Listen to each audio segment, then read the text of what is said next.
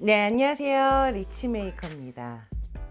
여러분은 벌어도 자산이 늘지 않는 이유 생각해 보셨나요?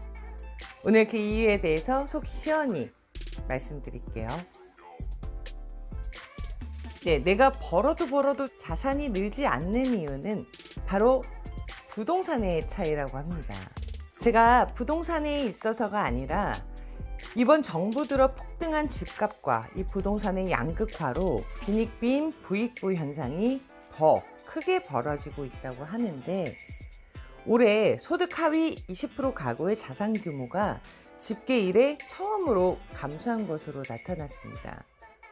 이 반면에 상위 20% 가구 자산은 평균 9억 4,663만 원으로 전년 대비 3.5% 증가했는데, 저소득층 자산 감소의 주범이 바로 부동산이었다고 해요.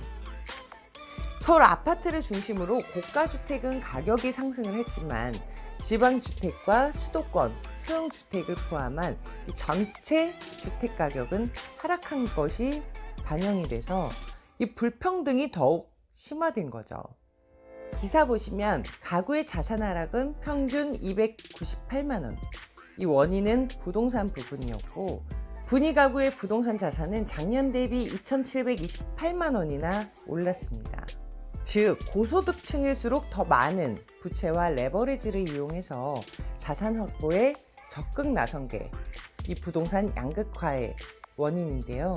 저 고등학교 때 많이들 봤던 로버트 기요사키의 부자 아빠 가난한 아빠라는 책에도 나와 있듯이, 이 가난한 아빠는 평생 일만 하며 저축만 했고, 부자 아빠는 일하는 동안 이 레버리지를 이용해서 더 큰 자산에 투자를 했다는 이 내용이 현실입니다.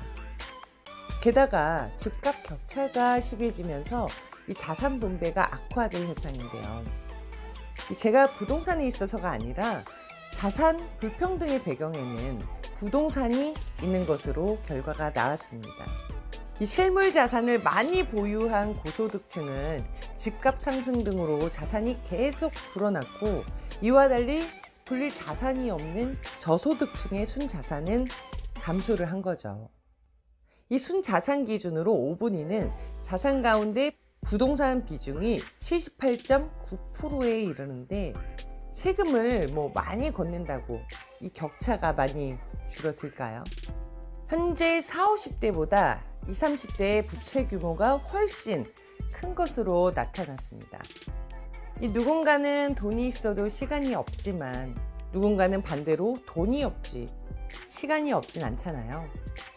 20, 30대의 부채 확대는 자산 확대를 위해서 대거 부채를 일으킨 것으로 보이는데, 이 돈은 버는 것보다 굴리는 게 더 중요하죠.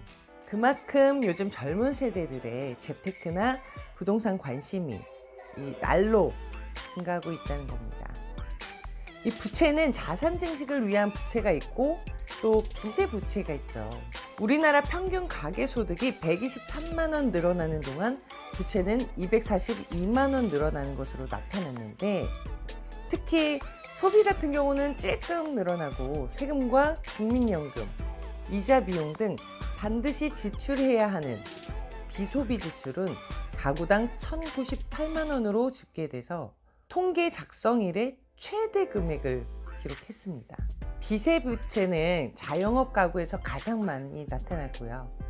통계청은 이 경기 침체에 따른 고용 악화로 청년들이 일자리를 찾지 못하고 있는데, 지금 주거비 상승 등으로 가계 재정 여건이 나빠졌기 때문이라고 설명을 했습니다. 이 소득이 늘었다고 해도 세금, 연금, 보험료 등의 이 강제 지출은 6.2%나 증가했다고 하는데, 저도 연금이나 보험료 이런 거 내는 게 너무 아깝거든요. 근데 내년에는 실손보험료마저 오른다고 합니다. 요즘에 보험업계가 힘들다고 저번에 영상을 올렸지만, 이 소비자에게 파급 효과는 굉장히 크겠죠.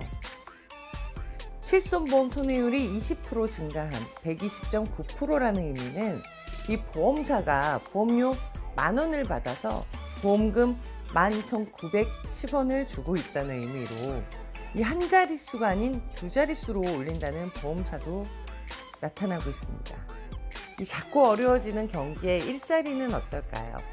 지금 경제활동 인구가 저출산과 고령화 영향으로 2022년부터 감소 전환될 것이라는 분석이 나왔죠. 즉 2022년을 정점으로 이 경제활동을 할 수 있는 인구가 줄어든다는 건데, 인구 감소가 얼마나 심각한지 이야기 드리자면, 이 남한 인구가 100년 후에는 2,500만 명으로 반토막이 난다고 합니다. 이 먼 훗날을 얘기하니 현실적으로 안 와닿으시죠?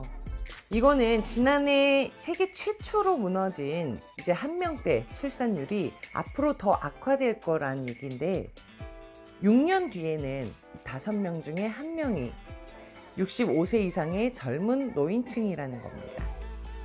이 노인 인구가 1,900만 명으로 전체의 39.8%를 차지하고, 이 올해에만 768만 명에서 2.4배로 늘어납니다. 즉 10명 중에 4명은 이제 노인이라는 얘기죠. 그러면 한번 보세요. 이 생산활동을 하는, 즉 돈을 벌어오는 사람 1명이 0.8명의 노인을 부양을 해야 하는데, 0.2명만 부양하면 되는 현재와 비교해서 부담이 4배로 무거워지는 겁니다. 이 나이 들어서 은퇴하고 편하게 쉬면서 귀농을 하고 싶은 꿈은 나이 들어도 은퇴 후에 경비나 주유소 또는 지하철 택배 알바 등 이 거리로 내몰고 있는 현실입니다. 이 강남 집값처럼 이 역시 남의 얘기일까요? 아마 여러분 주위에도 한두 명은 놀고 있는 분들 봤을 거예요. 이 앞으로 10년 동안 노동시장에는 신규 인력이 38만 5천 명이 부족하다는 전망인데, 노동시장에 초과 수요가 발생한다고 해서 청년이 직장을 골라갈 수 있다는 얘기는 아닙니다. 이 대기업이나 중소기업, 정규직이나 비정규직 등 노동시장의 이 이중 구조가 유지가 되면 청년이 원하는 일자리는 한정이 돼 있겠죠. 쉽게 말해 나가야 하는 돈은 점점 늘어나고 들어오는 돈은 한정되어 있잖아요. 이 자꾸 올라가는 세금과 물가, 그리고 늘지 않는 월급, 커지는 지출. 이 내 자산의 포트폴리오는 내 자신이 세워야 합니다. 한 달 살이가 아닌 미래를 준비할 수 있는 구독자분들이 되시게 도움 많이 드릴게요. 당신이 부자가 되는 그날까지.